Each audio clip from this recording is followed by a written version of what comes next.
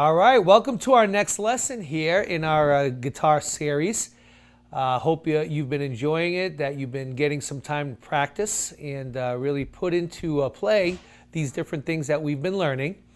Today we are going to talk about chords. So the best way to define a chord really is more than one note being played at the same time. So learning chords is a very important aspect of guitar playing. So we're going to talk about diatonic chords, how to build them, and then also how to play them. So if I take a major scale and I wanted to create a major chord, the way I would do it is I would take the first note, right? So say in a C major scale we had the first note being C. We would skip the next note and then take the third note, which is E. So far we have C and E. Then we would skip a note, skip the F, and then play a G. So we have the 1, the 3, and the 5. The fifth note of the major scale will make that a major chord. So let's look at it on the guitar. Okay, as we continue to learn how to play our chords, again with our C major chord, we are going to put our third finger here on the 5th string of the 3rd fret and with our third finger. Now, again, it's important because it's difficult once you start playing more than one note at a time. So our next note in the C major chord is the E. So we are going to play that with our second finger on the 4th string in the 2nd fret. Now it's going to be important to first make sure that you can get both those notes to ring. You got the C and the E. So now you might find that you get this kind of a sound or something like this, and you can't quite get that next note out. Well, then you'll have to analyze, well, what's going on here? Oh, this finger is actually muting that next string, so I got to try to get back right up on my fingertips to make sure that this note is just fingering the C so that the next string is able to ring with this note here. So now the next note of a C major chord is G. Now in this case we have open G. So again, you want to make sure that this finger is enough on the fingertip where it doesn't mute out that next note. For instance, like this.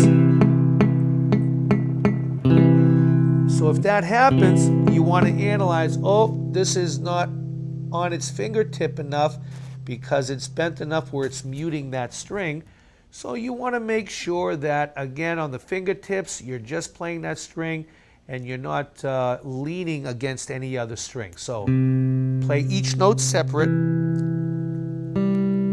Once you get them all the rings separate, then you can play them all together, and that's what you want that to sound like. So the next note we have is C, and we're going to grab that with our first finger on the 2nd string of the 1st fret. So we have C, we have E, we have G. Now we have the high C, so we want to make sure that that rings. Now this might be a little tricky too because again the 2nd finger might mute the 3rd string. You want to be careful of that. The C might even lean up against the 3rd string, so you might get that. So again, you want to get it on your fingertips nice. Play each note individually and then strum all the notes, and then you get a nice C chord ringing. Now you can also add the high E, the open string E, to get an even fuller sound of that C major chord. So again, each note, making sure you're on your fingertips, that you're not choking out any of the other strings, and then you can add that. Now typically what happens is your first finger tends to want to choke that out, this finger here. So again, trying to get that up on the fingertips so that you get all the notes ringing So there you have it, a nice big fat C chord with all 5 strings ringing from the 5th down to the 1st string. So there you have it. You learned your first chord on the guitar, which is the C major chord. So again, just to reiterate, make sure that you're practicing, you're relaxing, you're using your fingertips. And if they're not quite sounding right at first, don't worry about it. Just kind of look at your hands, analyze it. If a particular finger is choking out another one, just adjust your hand. And don't give up, because eventually you'll get all those notes to sound and you'll have beautifully played chords.